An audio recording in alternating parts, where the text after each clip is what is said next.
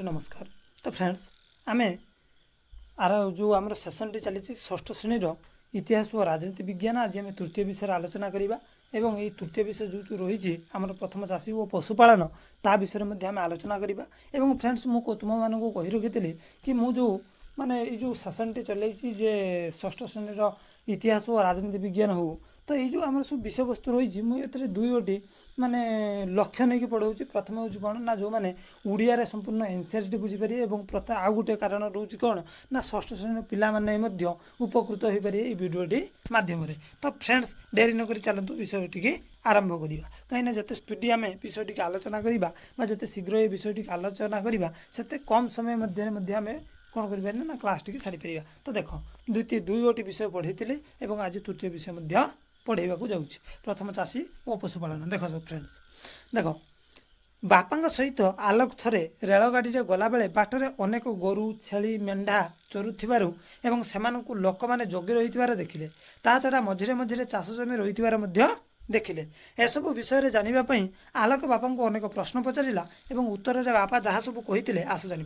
Friends देखूँ ये जो एनसीईआरटी जेहेतु छोट पिला मैंने यहाँ पढ़े षष्ठ श्रेणी पिला जो जेहेतु पढ़ो सी गप आकार गोटे गोटे स्टोरी मध्यम स्टोरी गप मध्यम जो प्रश्न उत्तर छल विषयटी संपूर्ण समाहित होइछ। तो देख आलोक बोली कई जने पिला थिले जे कि बापा संगे रेलगाड़ी में जाऊे और बाटरे जो ट्रेन से बाहर को अनेक बाहर देखी कौन ना अनेक गुड़ी छेली मेढ़ा गाई गुरु इत्यादि कौन चरुंच से जोगुआली रखी मैंने जगिकी रही कौन हो उत्तर पचारे एसबू विषय जानापी आलोक अनेक प्रश्न पचारा और उत्तर बापा जहाँ सब कही आस जाना कौन बापा कही आस देखा। देख बापा कहले आज को प्राय 10,000 वर्ष पूर्वे इज्राइल जेरिक नामक जगार लोक मैंने प्रथम चाष कार्य आरंभ करते यहाँ समस्त इम्पोर्टाट प्रथम चाष कौटू होता ना प्रथम आज को 10,000 वर्ष पूर्वे इज्राइल गोटे जेरिका नामक जगार लोक मैंने प्रथम चाष कार्य आरंभ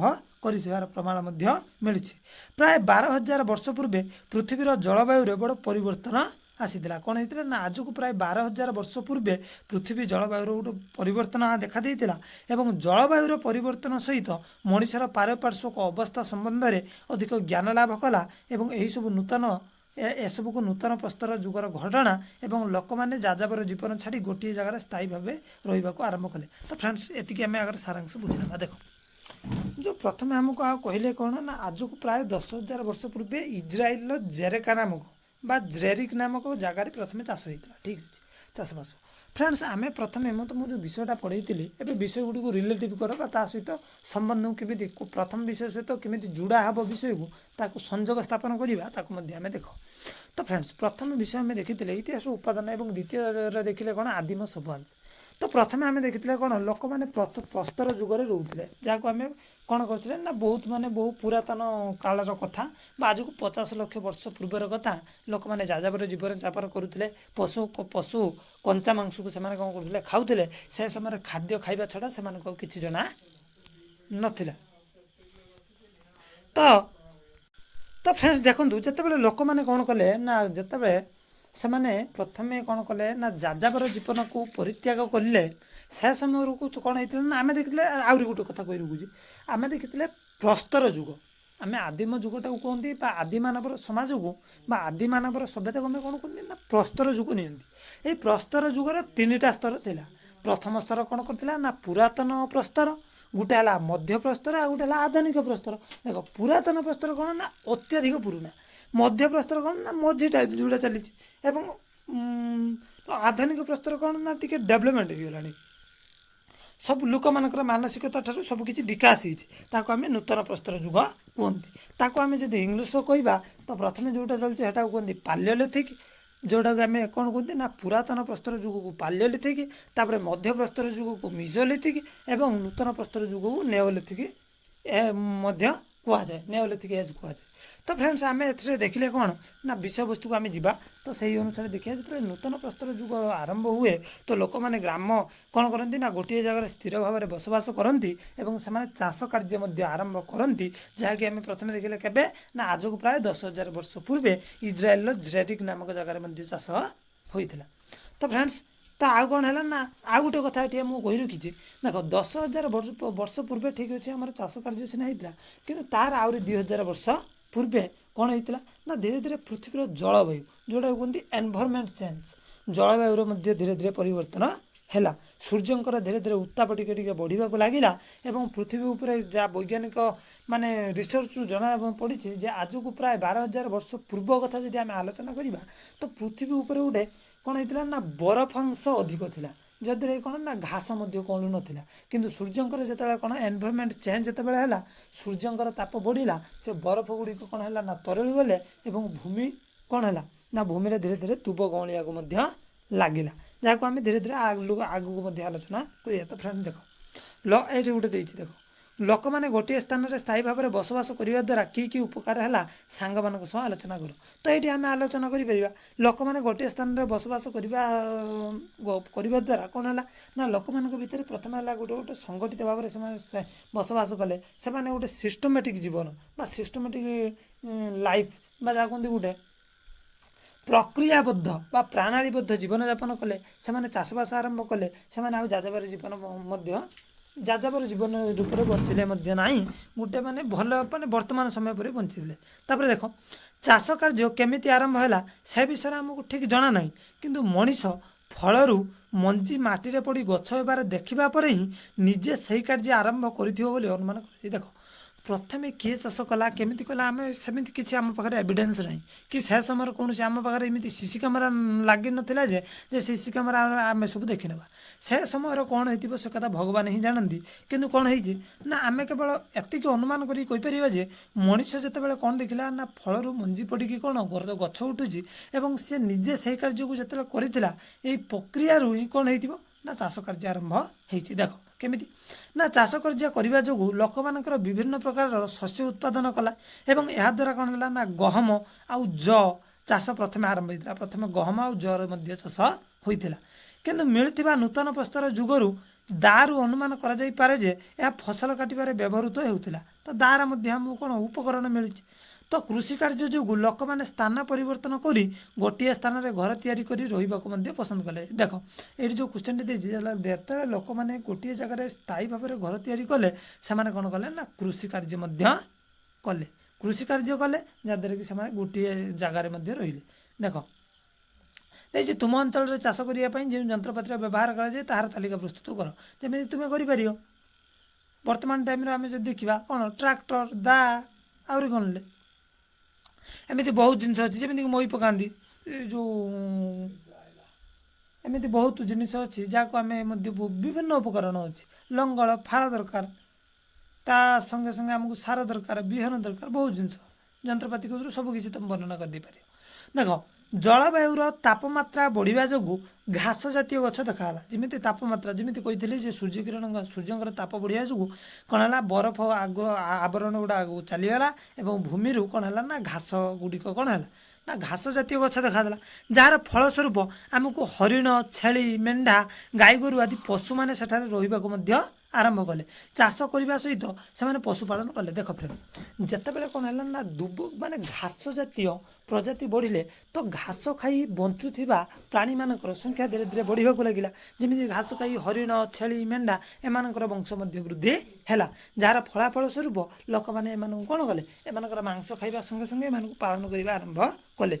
कुकुर प्रथमे पोषा प्राणी रूपे रखा जाइथिला कुकुर प्रथमे कौन है ना पोषा प्राणी रूपे रखाला तापर मनीष मैंने घुषुरी छेली मेढ़ा गाई गध प्रभृति पोषिले किंतु यहीटा मन रखि फ्रेंड्स जे प्रथमे मनीष द्वारा पालन करा जीव होउची कुकुर कहीं कुकुर बहुत शीघ्र ही मनीष सहित आटाचमेंट हो जाए केमिति ना मन गोटे कुकुरटे जाऊँगी आम कौन करें ना जो बिस्कुट खंडे भी दे दियो से तुम पछरे ही बुलियो कहीं कुकुर एभली गोटे जीव जी कि मनीष सहित बेसी ता सहित माने भल संपर्क रखापी चेष्टा करें। आ कौन देखा तो पशु मानकर आवश्यकता जानी से दलबद्ध भाव में रखाला एवं गृहपालित पशु मानक हिंस्र जंतु मानक ठारू रक्षा करने चेष्टा कराला फल पशुपालन एक नियमबद्ध कार्य रूपे परिणत है। तो देख जितेबाला कौन है ना जेहेतु एम कौन कले ना कुकुर व्यतीत विभिन्न प्रकार पशुपालन कले ଯେମିତିକି ଆମେ କ'ଣ କଲେ ନା ଦେଖିଲେ କ'ଣ ଛେଳି ମେଣ୍ଢା ଗାଈ ଗଧ ଇତ୍ୟାଦି। ତ ଏମାନଙ୍କୁ ସବୁ ହିଂସ୍ର ଜନ୍ତୁ ଆକ୍ରମଣ କରିବା ପାଇଁ ମଧ୍ୟ ଥାନ୍ତି। ହିଂସ୍ର ଜନ୍ତୁ ଅଛନ୍ତି ମାନେ ଆକ୍ରମଣ କରିବେ।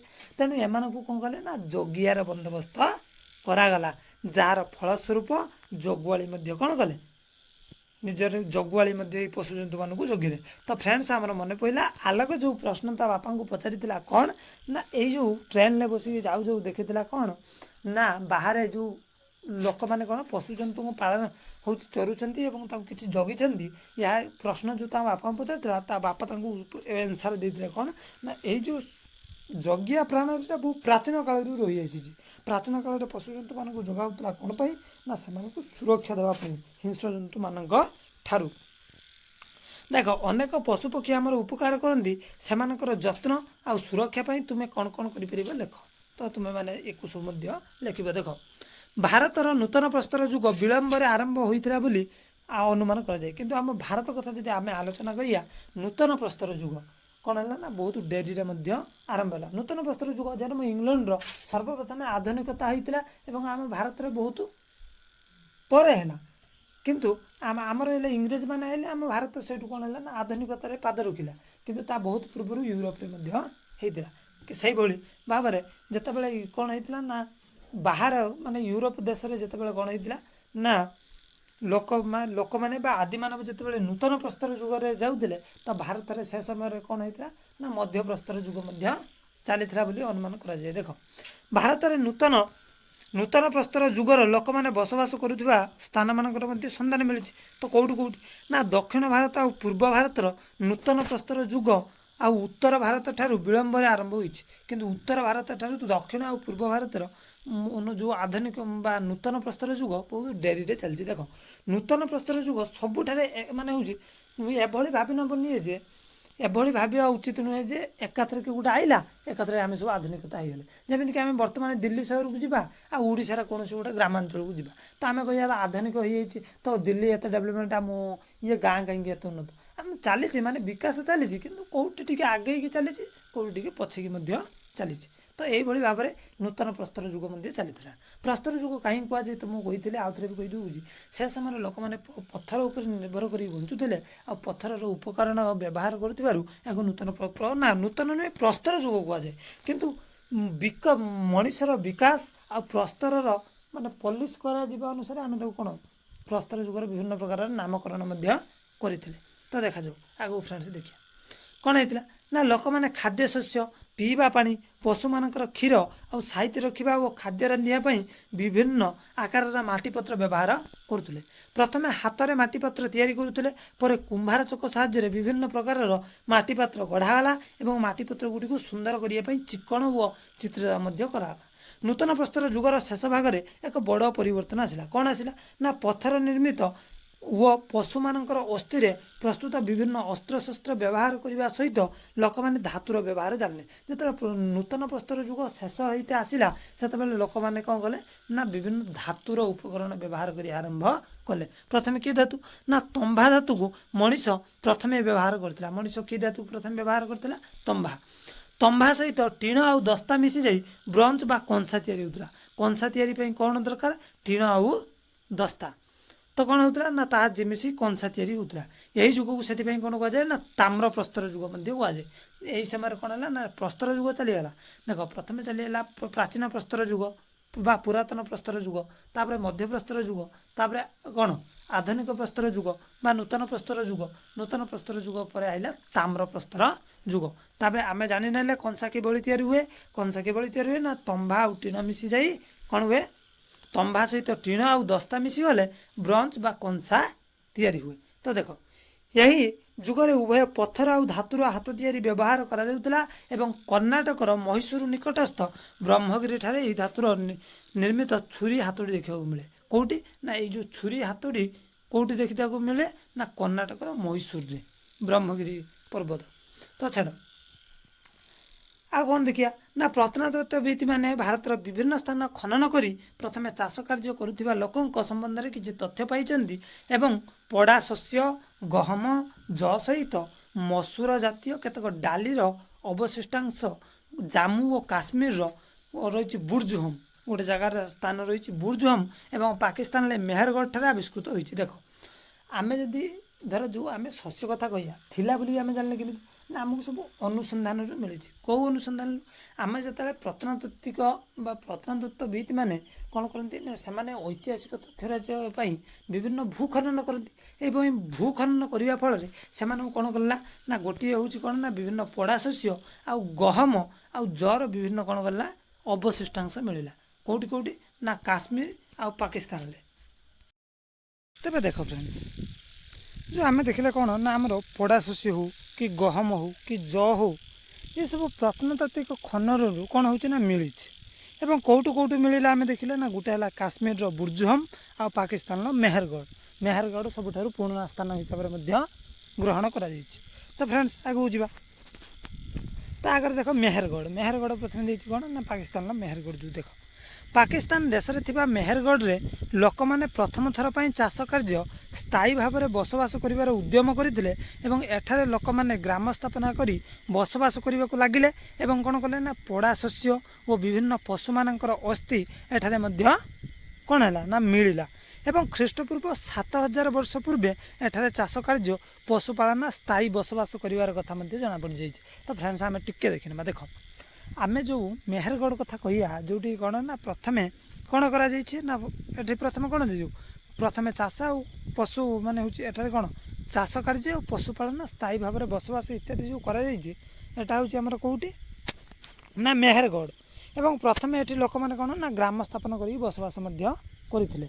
तो ये जगहटा फ्रेंड्स कौटी ना ये जगहटा आम जो देखा जाए बर्तमान हिसाब से पाकिस्तान अवस्थित अच्छी। तो फ्रेंड्स आम कि मन रखिया ना मेहरगढ़ पाकिस्तान वर्तमान स्थान केमी केमी आउ थे कहीदे तो मुझे मन रखिए। देख फास्ट कथा पॉइंट है मेहरगढ़ हूँ पाकिस्तान ठीक अच्छे प्रथम ये ग्राम स्थापन करा कौन करा ना ये प्रथम लोक मैंने चाष पशुपालन स्थायी भाव में करते दुईटा पॉइंट।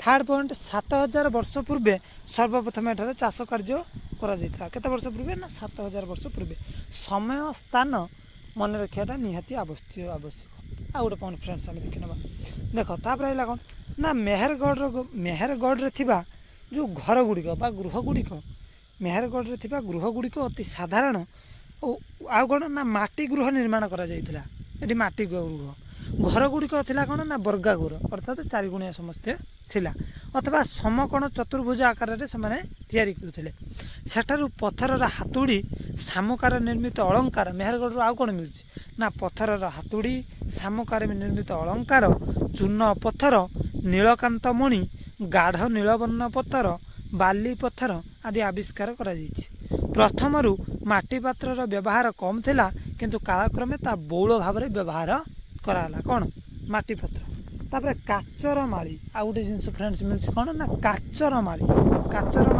एतद व्यतीत मध्य तैयारी करा जायतिला एतद व्यतीत कौन ना माटी पात्र गुड़िकर कौन ना विभिन्न चित्र विचित्र द्वारा सुंदर करा जायतिला एवं आ कौन मिलଛି ना सेठार हरिण घुसुरी छेली मेंढा आदि पशु मानकर अस्थि अर्थात हाड़ मध्य मिलଛି। तो फ्रेंड्स आम जानले जे मेहरगढ़ एभली एक स्थान जो 7000 वर्ष पूर्वे कौन है ना प्रथम गोटे सिस्टमेटिक ढंग से आम जाऊ कहीपर गोटे माने सिस्टमेटिक ढंग से माने जीवन यापन करते अर्थात कौन ना गोटे जो भाई आम जमी देखिए प्रथम जेहेतु ग्राम परिस्थिति गोटे माने समाज आम आलोचना करें गोटे समाज यही गोटे कौन होता ना समाज आरंभ होता कहले भी चलिए कहीं ना देख जो प्रथम विभिन्न परिवार मिसी गोटे ग्राम विभिन्न ग्रामर मिसी कौन धीरे धीरे विभिन्न वर्गर लोक रही एवं जो लोक मैंने विभिन्न वर्गर रही से कौन है ना पर्यायक्रमे से कौन गोटे प्राणालीबद्ध जीवन यापन कले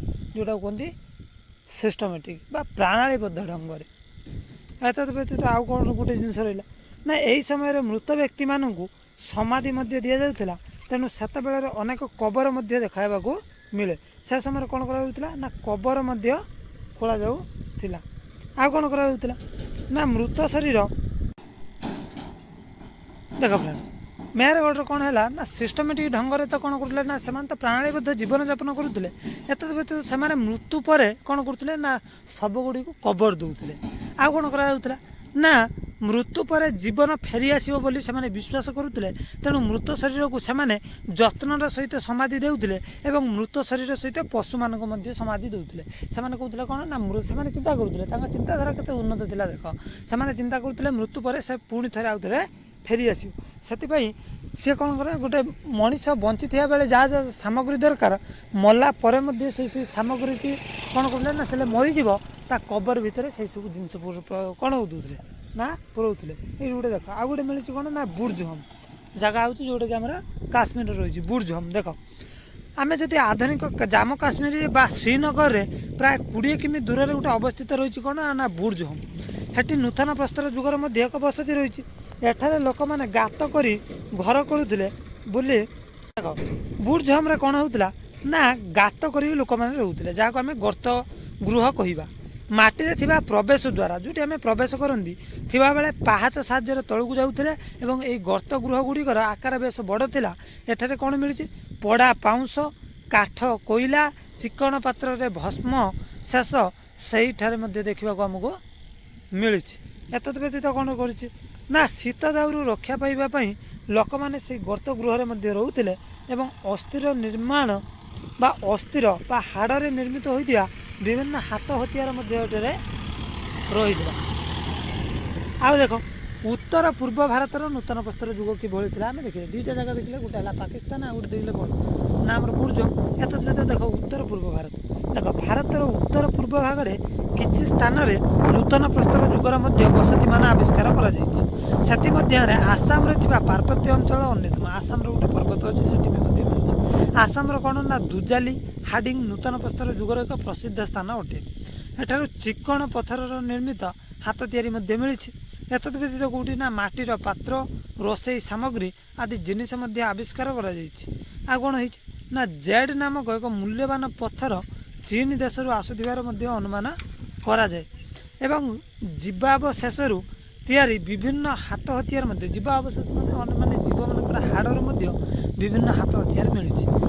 आ कौन ना पेषण यंत्र आविष्कार कर रोसई कर शस्य को साइती रखापी अनेक माटी पात्र व्यवहार मेघालय आ गोटे जगह हूँ आसाम पर मेघालय गारो हिल्स गोटे गारो पर्वतमाला त्रिपुरा रे किसी स्थान में नूतन प्रस्तर जुगर आवश्यकता मिली। तो आम देखिले कौन काश्मीर रोचे कौन ना बुर्ज होम पाकिस्तान मेहरगढ़ आउ काश्मीर बुर्ज होम एवं आउ गोटे स्थान रही आसाम देखिले मेघालय देखिले। एत व्यतीत रही कौन ना मेघालय रही कौन गारो पर्वतमाला बा गारो हिल्स। वो यह सब जना पड़ू एक ग्रामीण सभ्यता भारत और पाकिस्तान केतक स्थान में विकास लाभ करता पर शहरी सभ्यता सब आरंभ है। तो प्रथम आम भारत में ग्रामीण सभ्यता ही आरंभ होता परवर्ती अवस्था यह कौन होता ना परवर्ती अवस्था यह कौन होता ना सहर सभ्यता आड़ को जीवा। यापर आम हरप्पा मोहनजोदार सहर सभ्यता विषय आलोचना करिए। तो फ्रेंड्स आम प्रथम कही रखा जे भारतर सर्वप्राचीन समाज बा जितेबाला आम प्रस्तर जुग कथा आलोचना करवा तो मनीष जीवन में प्रथम स्तर हूँ प्रस्तर जुग। प्रस्तर को भित्ति करी मनीष धीरे धीरे कौन करथिला ना उन्नति करथिला। प्रस्तर ही मनुष्य जीवनर आरंभ कालर प्रथम साथी थिला। धीरे धीरे से पत्थर को अस्त्रशस्त्र रूपे व्यवहार करी जीवन को धीरे धीरे विकसित मार्ग में नहीं वर्तमान कौन कला ना वर्तमान समय आसी मनुष्य पहुँची। पृथ्वी पृष्ठ में भगवान सृष्टि में जिते गुड़िए जीव अच्छा सब चाहे श्रेष्ठ जीव हूँ किए मनुष्य जार बुद्धि आ विवेक ताकू कौन करुच्ची अग्रगति करिबारे सहायता करुच्ची। तो वर्तमान सीना मनुष्यर देख मनुष्य विकसित सीना धीरे धीरे करुच्ची किंतु धीरे धीरे मनुष्य पार्टीशन करवा आरंभ करुच्ची। पार्टीशन अर्थात विभाहीकरण हो केवल ना भारत पाकिस्तान दिने गोटे देश में परिणत थे। से समय कौन था ना मनुष्यर मन मस्तिष्क नथिला ये आमर से तमर किंतु मनुष्यर विकसित होगा संगे संगे तार स्वार्थपरता दिन को दिन बढ़ी चली जहाँकि से विभिन्न खंड विभिन्न स्थान में भाग भाग होकर रहा लगी। तो फ्रेंड्स से सब विषय को आम जावानी। तो फ्रेंड्स आम देखिले कौन ना मानव सभ्यतार प्रथम काल बा प्रथम स्थान थिला पत्थर जुग बा प्रस्तर जुग जे जो प्रस्तर को सी कौन कला भित्ति करके निज जीवनर लक्ष लक्ष वर्ष को बितेइथिला। पत्थरर अस्त्रशस्त्र पत्थरर बासन कुसन पत्थरर कौन ना पत्थरर गुंफा ଇତ୍ୟାଦିରେ ରହି ମଣିଷ ଜୀବନ ବିତାଉଥିଲା। ପରବର୍ତ୍ତୀ ଅବସ୍ଥାରେ ଧୀରେ ଧୀରେ ସହର ସଭ୍ୟତାରେ ପହଞ୍ଚିଛି ଏବଂ ଧୀରେ ଧୀରେ ଉନ୍ନତି ମଧ୍ୟ କରିଛି। ତ ଦେଖ ସବୁ କି ସ୍ଥାନ ଦେଇଛି। ଗୋଟେ ହେଲା ଘାଲି ଘାଇ, ସରାଇଖୋଲ, ଇସଲାମାବାଦ, ଆଉ ହେଲା କ'ଣ ବୁର୍ଜୁହମ୍ ଶ୍ରୀନଗରର, ତାପରେ ହେଲା କ'ଣ କିଲେ ଗୋଲ ମହମ୍ମଦ, କ୍ୱେଟା, ତାପରେ ଆସିଲା ମେହେରଗଡ଼, ସିନ୍ଧୁ, ତାପରେ ଦିଲ୍ଲୀ ଏପଟ ଭାରତ, ଶ୍ରୀନଗରର ରହିଲା କ'ଣ ଗୁପ୍ତକ୍ରଲ, ଦିଲ୍ଲୀ, ଗଙ୍ଗା, ଯମୁନା, ନର୍ମଦା, ତାପ୍ତି, ନାଗପୁର, କ'ଣ କେଲ୍ଡୱାୱା, ଚିରାଣ୍ଡ, ମହାନଗର, ପାଟନା, ଇଏ ରହିଲା କ'ଣ ଚେଚେରା, ସେଲାବଲିଗିରି, ଗୌହାଟୀ, ଏସବୁ ମାନେ ବିଭିନ୍ନ ସ୍ଥାନ ଫ୍ରେଣ୍ଡସ୍ ରହିଛି। ତୁମମାନେ ଦେଖିପାରୁଥିବ ଇଏ ମ୍ୟାପ୍ରେ। ତ ଏଇ ଅନୁସାରେ ରହିଲା। ତ ନୂତନ ପ୍ରସ୍ତର ଯୁଗର ଗୁରୁତ୍ୱପୂର୍ଣ୍ଣ ସ୍ଥାନ ସବୁ ଆମେ ଦେଖିଲେ। ତ ଅଭ୍ୟାସ କାର୍ଯ୍ୟ ରହିଲା। ତ ଫ୍ରେଣ୍ଡସ୍ ଆମେ ଧୀରେ ଧୀରେ ନେକ୍ସଟ କ୍ଲାସ୍ରେ ଆମେ ଆଲୋଚନା କରିବା ଏଇ ଅଭ୍ୟାସ କାର୍ଯ୍ୟ ସମ୍ପର୍କରେ, ବା ଆମେ ନେକ୍ସଟ କ୍ଲାସ୍ ନୁହେଁ ସମ୍ପୂର୍ଣ୍ଣ ବିଷୟଟିକୁ ସାରିବା, ତାପରେ ଆମେ ଆଲୋଚନା କରିବା। Thank you friends.